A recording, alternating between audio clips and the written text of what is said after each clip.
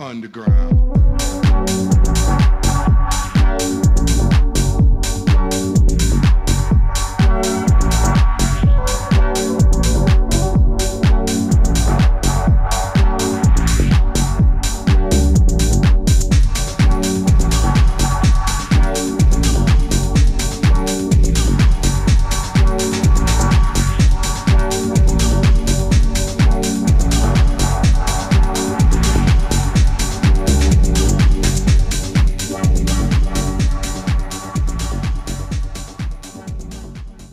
Welcome to Out of Battery Not So Live. With me today, we've got some usual suspects. We got Danny Meatball, we got Bitplum, but we have a very special guest with us as part of our continued series, shall we say, on the series of buyback shenanigans that's happened in the wake of the original Cobra Economics Houston buyback. The person with me today is Mr. 30. Mr. 30, how are you doing? I'm pretty good. Thank you. How you guys doing? So give us just a hint of background on, before even we know what you have done so far, tell us how you decided to get into the buyback game as it exists right now. It was basically just spur of the moment, really. I watched the thing from down in Houston on a few of the social media things that I'm on, and I decided when I, as Kem said, the flyer, I was like, you know what, she made a huge mistake. Yeah. So was it, if the flyer hadn't attached that extra 100 for unserialized firearms, do you think you would have gone?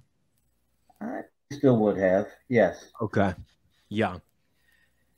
So that you showed up that day, right? And what did you have with you? I had 30 Harlots sitting in the trunk of my car. Okay.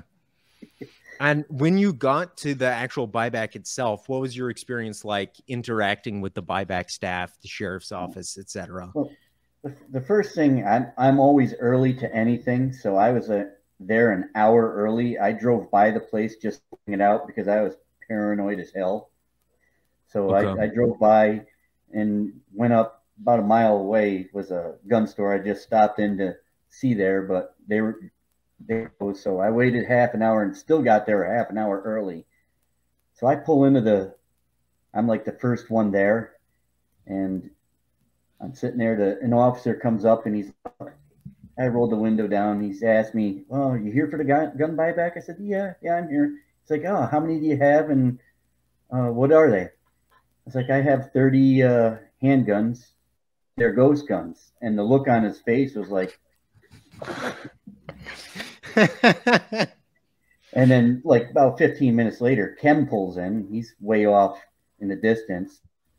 He goes over and talks to him. He comes back to me and asks me, "Can I look at him?" It's like, yeah. I open the trunk and he's like, "Can put the bag?" I brought him in a paper bag of all things. So he looks at him. He's like, "Okay."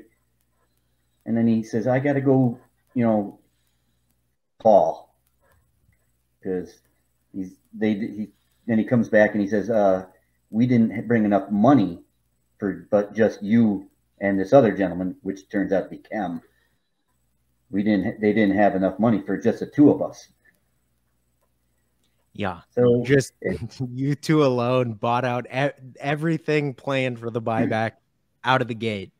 And they kind of screwed Kem over a little bit because the cards that I got, you can actually take cash out of them, go to an ATM and draw cash at the ATM, but you have to register them and use your social security number on them. Okay. So did you have to like register them at the event, or was it like, no, you can register them at home. Okay. There's a website to go on to them.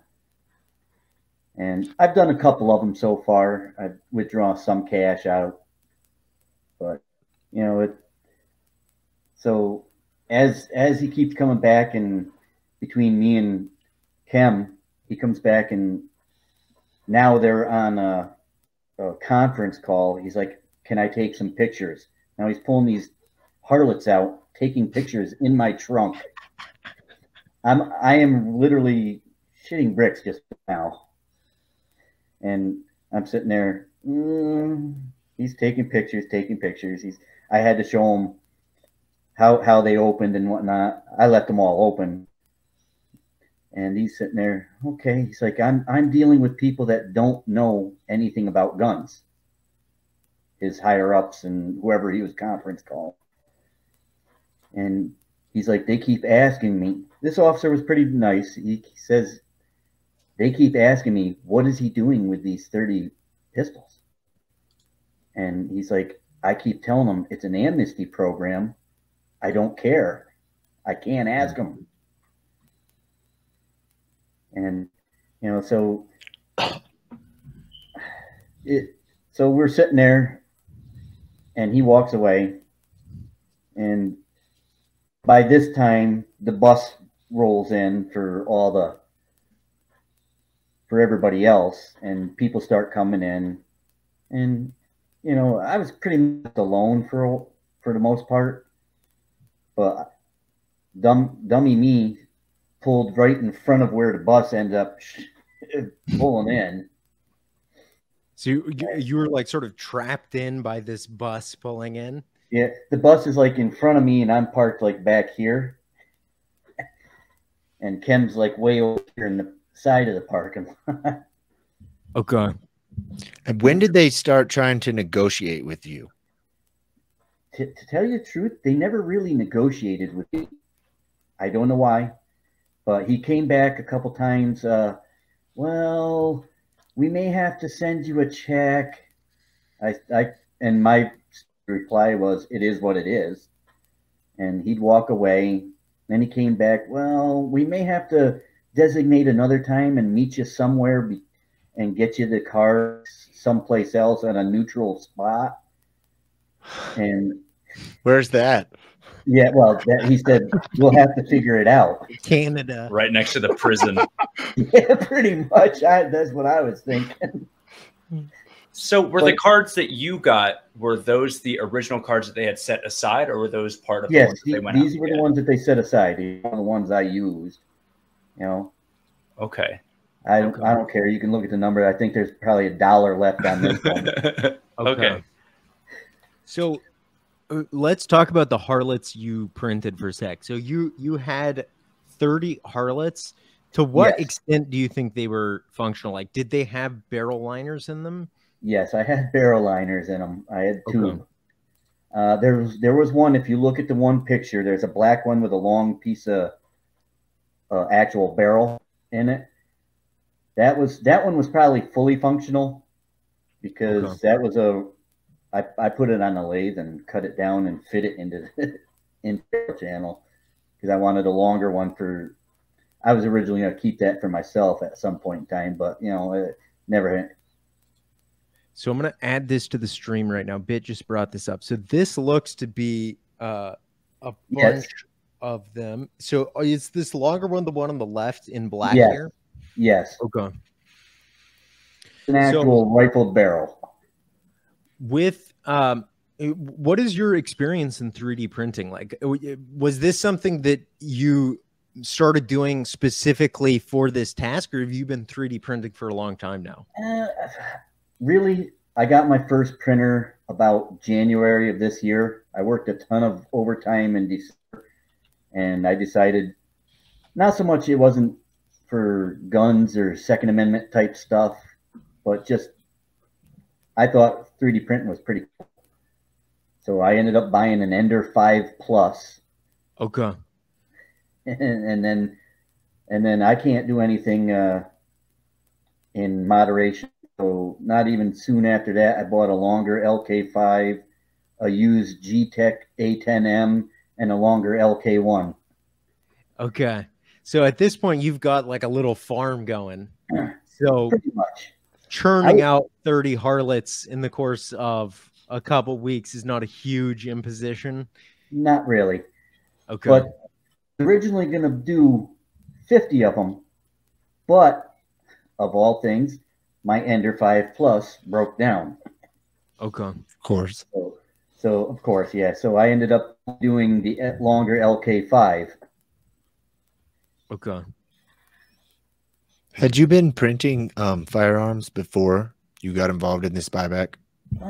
I did a couple just experimental things. I made the black longer or the black Harlot there was the one that I did. And I've done a few other little things. Mostly just like drill fixtures and drill jigs, stuff like that. Okay. But Now that you've done your contribution to the buyback, do you plan on staying in the hobby? oh, absolutely. Good. Absolutely. Good. Are there any fun builds you've seen since that you intend to do when you get the opportunity? Oh, I was looking at some of the AR builds. Okay. Nothing in specific. I've been watching a lot of YouTube stuff. Yeah. Are you familiar with like New York politics, I guess, more specifically Utica politics, and why they would have chosen Utica itself as a gun buyback location? Well, Utica does have a crime problem in areas, but where we had the gun buyback, where they put that, was not really one of them areas. It was kind of more of a posh neighborhood. So when WKTV was running this story on Kim, we were like looking into Utica a bit more, and it seems like Utica is like pretty red, relatively speaking, to like the more blue parts of New York City. Is that accurate? I think so. I would have to ask some of my family members that live near there about that. Okay. But you think about it, Utica is only a skip and a jump away from the old Remington Arms plant. Yeah. I mean, I think it's 15, 20-minute drive from the old Remington plant to Utica.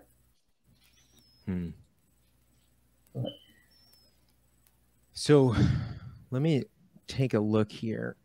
What is this guy right here? That is what they gave me on top of all the cards. It was a thank you for participation in the gun buyback program. Okay. And the numbers that are handwritten there are the ounce of cards that I got. I mean, they screwed up. I was only supposed to get $7,500 worth of cards, and they gave me $7,800. And so I do have to say this as we're waiting in line. Basically, I'm sitting there, I'm looking over at Kim and just shaking my head like this, and kind of laughing, smiling. He's looking over at me. He kind of smiles and laughs. So finally, I was like, I walk over and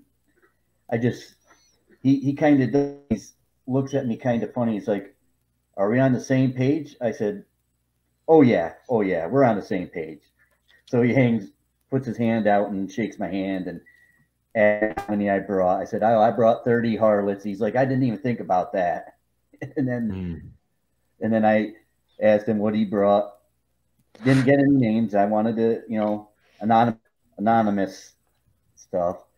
So I'm sitting there. He told me, we're laughing. And by that time, two other guys had come in and they had walked past my car before, and the officer sent them back to their car and put their stuff in their trunk. And as they're walking by, I just kind of made a comment, "Printer go burr, huh?" And we all had a laugh, and they walked to their car. And at this time, I'm over talking with Kim, and I noticed I looked over, and there's WKTV. So I was like, well, the media is here. And I walk around the back and told the other guy at that point in time, they just walk in front of their car, just stand in front of their license plate, because we want anonymous, want anonymity or whatever we want to call it. But yeah, so I stand in front of mine. Sorry, go ahead. What was that? I was just going to ask, have you kept in contact with any of the guys you met at the buyback, or was it a sort of one and done situation where it was friends of the moment and you haven't had an opportunity to talk to them much since then? I haven't had an opportunity. It was kind of the moment type deal. Yeah. I mean, again, I was still scared. Yeah, 100%. Yeah. So about 15 or 20 minutes after I shook Kem's hand, I don't think they liked it, because they finally looked over and was like, you, come on over, bring your stuff. Let's get you out of here. Let you get you. I mean, the stuff that people were bringing in, my heart broke every time I looked over. Yeah. I mean, a woman in a Mercedes SUV pulled up next to me.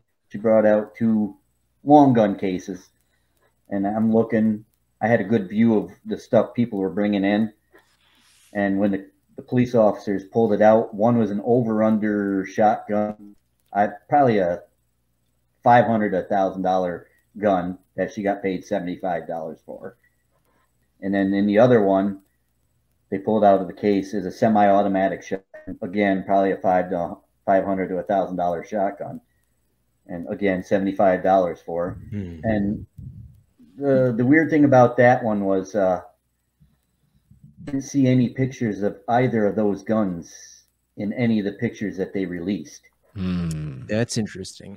So even in the pictures that they did release, there were some pretty painful ones included. There was like a Luger.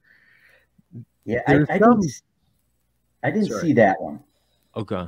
But, you know, I mean, I was listening to guys. One guy came in. Now, he should have known that he could have gone to a gun store and sold his pistol off of his permit.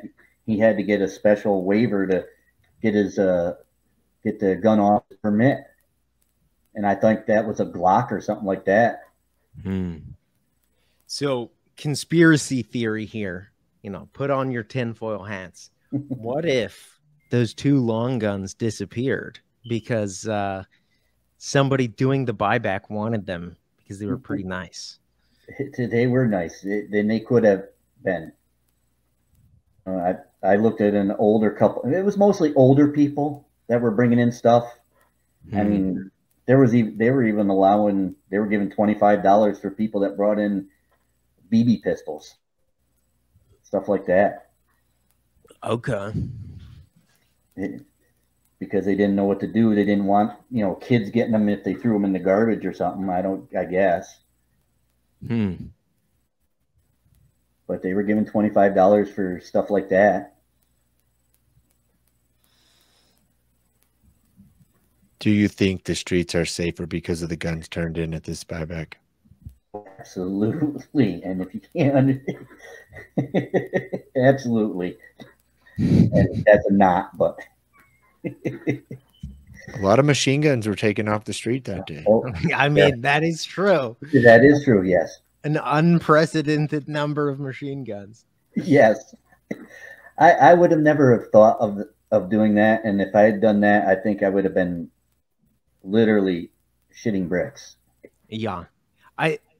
Just the sheer balls to pull off something like that, just especially in the face of the level of resistance he had to push through. I could not do that. Yeah, see, I didn't even know that they were giving him such a hard time because, well, we weren't really talking or anything like that. But yeah, exactly. When at the end of us talking to him, he mentioned that he went to Texas Roadhouse with some people. Was that you? No. Okay. When I got my money, I got out of there because I was paranoid, like somebody was going to follow me or something. Anything. How long was it until the paranoia sort of like tapered back down to a normal level? When I was back on the main road. Okay. I mean, yeah, I look at some of these guns on that picture, and there's a couple I wouldn't have minded having. Matter of fact, that stupid, I mean, the High Point, there. I looked when I walked up there to get paid. They had the original box for that stupid high point pistol. When the people brought it, they brought it with the box. Yeah, I mean, if you buy a new high point and file off the serial number, you're making money, dude. Yeah, oh yeah, That's true. But So I I'm don't know, noticing a lack of assault weapons here. We have an AR pattern 22. Right. That's about as close as we're getting in this here picture. I mean, I admittedly, think the one was an SKS. I think they had an SKS there. That's I what think Kim said as well. Top one is an Archangel stock for an SKS, Right. which makes sense because I'm pretty sure the SKS is one of the few, like, you know, assault weapons in quotation marks that is still New York State legal. Yeah, pretty much. I mean, I vomit every time I touch my AR because I did make it New York compliant. I got one of them. Oh, I don't even remember the name of it, but it just doesn't fit the hand. I feel it's more dangerous to have. So, if I recall correctly, is it partly that you aren't allowed to have a pistol grip? It's like somehow the stock needs to like curve like an old school like Right. hunting rifle type. No pistol grips, no thumb hole stocks. Okay. Yeah, you can't even have the thumb hole stock one. That's why that high point is technically a New York State assault weapon. Really? Okay. Yeah. Yeah, that the was it the 995, is it the carbine? Yeah. That's why that is technically an assault weapon in New York. Okay. So Damn. given your experience at the Utica buyback, is this something that you think you might participate in again? If you happen to come upon a bunch of other Harlots? I might, but the thing is, New York State learned a little bit from this. They are no longer accepting. You're not going to get $150 for a Harlot now because they dropped the price for 3D printed guns. So it has to shoot multiple shots before it can be reloaded. So there are, I know, double shot Derringers out there which would fit the way what they just put in. Do you know if they were taking just bare receivers at all, or was that because I know in Kim's experience they didn't want his, but it wasn't clear to me if that was because they wanted to just give him the money for all the drop in auto sears. They were taking some. There was barreled receivers that I seen, like an old 22, no stock, no bolt, just a bare receiver and barrel, and they had a garbage. If you watch the WKTV, you see a few more of the guns that aren't shown in that picture, but they were taking barreled receivers and stuff like that. But I think they were only given like $25 for like antique / non-working gun.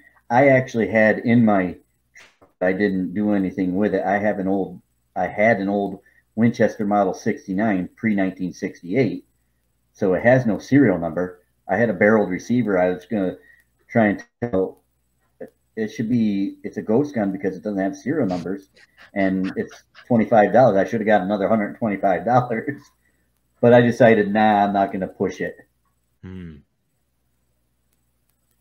And quite a few people know that I did this, like people at work, people friends that I know, and they're all like, you know what? We're sick of New York State taking our money, stuff like that. They said, I'm glad somebody that we knew money for this stuff. And a couple people that I know bought printers because they want to do this. Hell yeah, that rocks. Perfect. So I think something that almost no one has had the experience of except you, right? Like you and Kim and these other guys. You are like kind of now a walking folk hero. Like, guys, it's kind of fun, dude. Oh yeah, absolutely. Guys are, people are like, you know what? They just cool. I tried getting one of the guys at work to just do a couple Harlots. I was like, do it. It's like, take a day off of work, which would have been Saturday, which he gets time off. I was like, if you printed out 4 of them at that point in time, that was $1,000. I was like, what are you going to make in overtime? Yeah. Got a point. It would have been more than what he'd make in overtime. And yes, I actually did buy another printer, and I now have 5. Okay. I bought another longer LK5 Pro. They seem to be a pretty nice, starting out printer.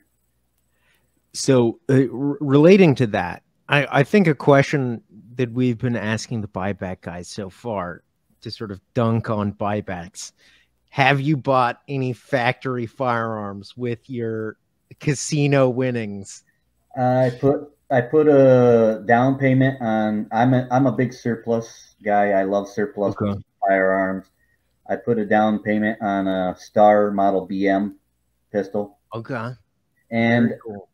And I also bought a Dutch Beaumont Vitale, which is was made in 1883, so it's technically an antique firearm. But yeah, I did buy. Okay. That you kind of have to, just sneak it in there. Absolutely. And some of these people that know that I did this stuff, they laugh every time I see one of them, something from the WKTV news. Actually, there was one I didn't show, but they had another one between the day of and the one about chem. They asked the guy come on, and he's like, are people 3D printing guns just to bring to buybacks? And I was laughing, going, yep, yes, they are. Yes, they are. Oh, God.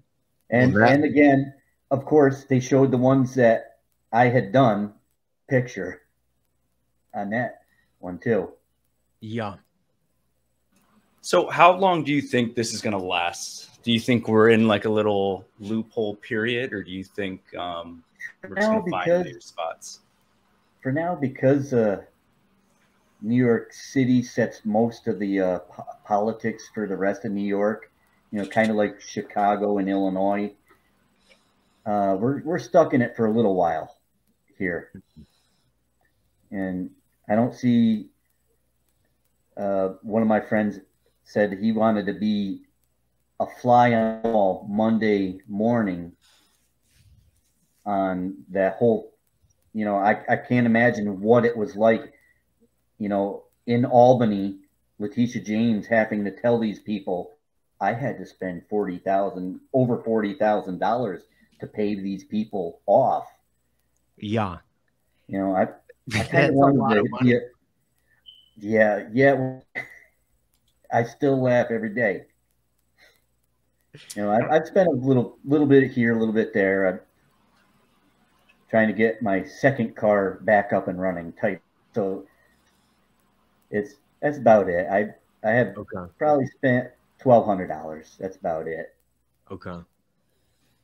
And the rest sits in my gun safe. I mean, they're good if you look at them.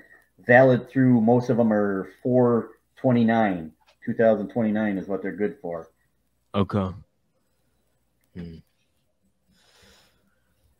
But yeah, I've actually, like I said before, I went to the ATM and withdrew cash on a couple of them. Of course, you have to put your Social Security number on there, but I think one of them I looked up, they put the cash on it back in 2021. So these are being used for other than just gun buy programs. I don't know what other programs they're using them for, but You better spend them quick before inflation makes them worthless. Yeah, exactly. Yeah, Exactly. you gotta buy gold and guns with them so that when the inflation apocalypse arrives, you're good. Oh, yeah, it's pretty bad. It's bad enough I probably spend almost $100 a week just in gas going to and from work. Oh, so that is probably a wrap, but I just want to thank you a ton for coming on and telling us the story of the event. And if you ever hit up another one, let us know, and we'll absolutely. I'm pretty sure I'm going to. Okay, hell yeah. But I think New York's gotten a little bit wise to it, so now they're not giving us enough time. I mean, the last one that I found out about was in an Onondaga County, which was the same weekend as the Syracuse gun show. I found out about it on Thursday and didn't have enough time to do anything because they changed it up to that must shoot multiple shots before they'll accept it as a $150 3D printed gun. Yeah. I smell a double-barreled Harlot. Exactly. Admittedly, though, the double barrel requires twice as much brake liner or a barrel liner, not brake liner. Winky face. Yeah, exactly. Well, I did the one that they actually called for in the instructions. Yeah. I only wanted 3 foot of it, but they only had 6 foot of it, so I ordered 6 foot of it. I still have 3 foot of it sitting somewhere. You know, one of the big things that I hope comes about from the increasing size of GunCat is, I want, like Brownells and all these other companies, start cutting your barrel liners to like reasonable sizes and having more of it. Okay. Right. The year is 2022. Get on your shit. Oh, they'd make it somewhat. Yeah, it's like perpetually out of stock, dude. I don't understand. Which time did they get bought out and we're like, you know what? We shouldn't restock immediately because people want this very badly. Right. So as we wrap, one last shout out. Anyone else who has done one of these buybacks from Utica, Camillus, anything, hit us up and talk with us because we're having a lot of fun doing these. Thank you a ton for coming on. I had a blast, and thank you for having me. Talk to you guys later. Okay, thank you. Hell yeah, dude.